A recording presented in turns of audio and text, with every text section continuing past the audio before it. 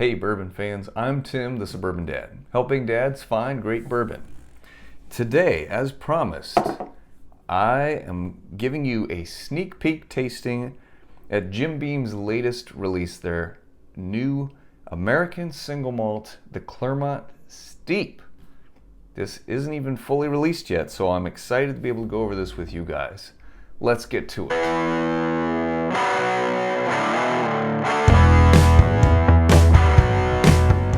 One thing I should mention is American single malts are very different than bourbons. First of all, their mash bill is different. In this one, there's 80% standard malted barley and 20% golden pilsner malted barley. No corn, no wheat, no rye, none of the typical grains that we'd see in a bourbon. So there's that.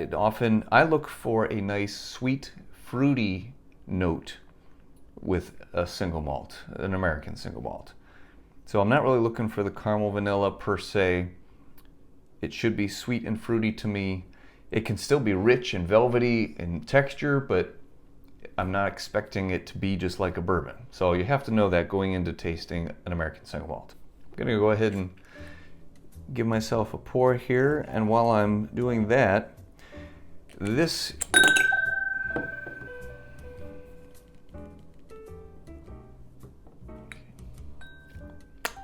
little bit about Clermont Steep.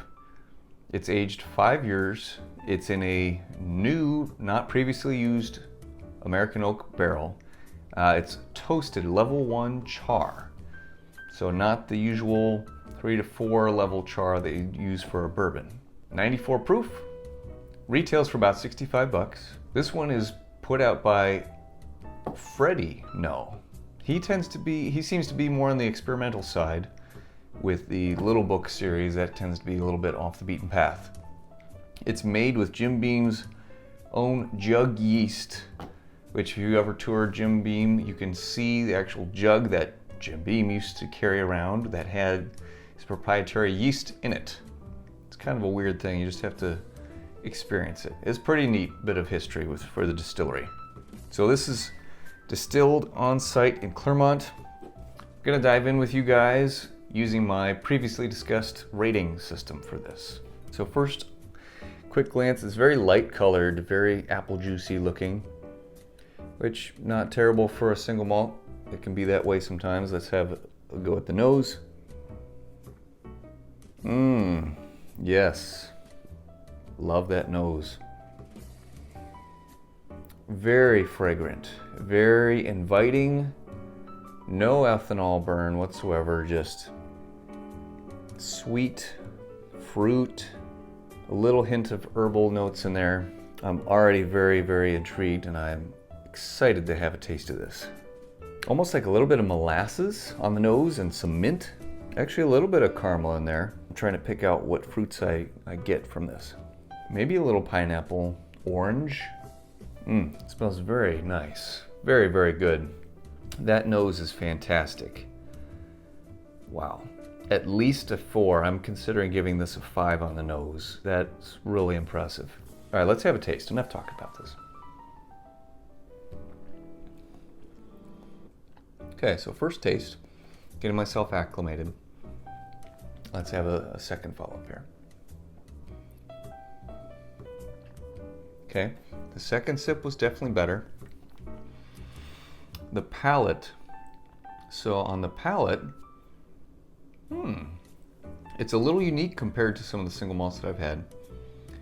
And I'm basing most of my experience on Balcones. I've had several of their single malts, as well as other American single malts. Most of the ones that I've really enjoyed have been fruity. This one is sweet. Let's see. Sweet honey.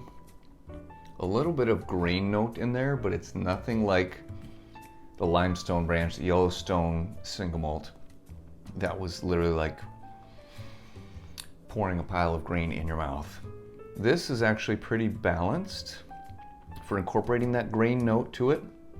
It's sweet up front, gets a little bit of that grain note in there pleasantly, a little bit of fruit early on, not right away, but early on, kind of more pear flavor. Pear, maybe apple.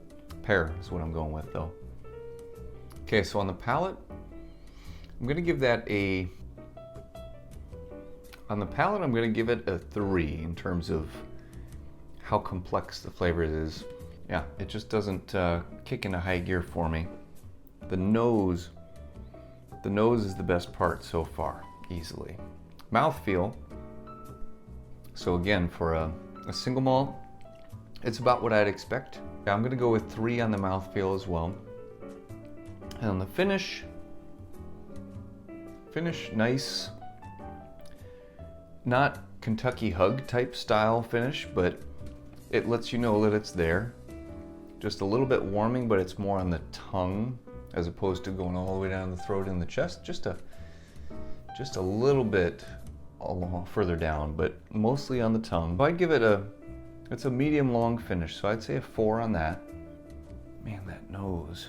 Dang, I think I'm gonna have to go with a 5 on that nose. That's one of the best noses on a whiskey that I've ever experienced. It was really good, just totally pleasant to smell. A nice variety of smells, but married together, not just bursts here and there.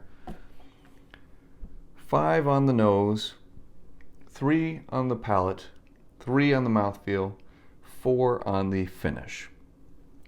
So that gives us 15 out of 20. That's pretty darn good. For the price, $65. I like this. I do. I like it. 65 strikes me as a little bit high for it, especially when I know Balcones has their bottle of Lineage for $40, which is a really great bottle. This one, it's really good. It's enjoyable. I think the price point is a little steep for me. See what I did there? I would say more like 45, maybe 50 would be where I'd like it to be. Definitely worth trying. If you can try before you buy, awesome.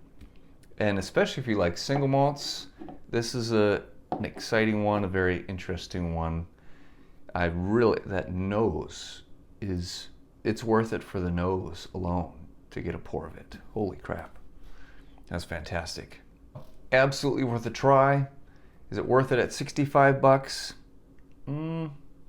Maybe not so much, but definitely a good whiskey. Definitely a step up from Limestone Branch, the Yellowstone American Single Malt. So pleasantly surprised. Freddie, no, you did a pretty good job first thing off the bat with American Single Malt. So kudos to you on that. Thanks again to my connection at Jim Beam for sending the sample. It's much appreciated. Thanks for tuning in today. Make sure you like this video and subscribe to the channel because you do not want to miss out on groundbreaking bourbon and whiskey news like this. Until next time, cheers.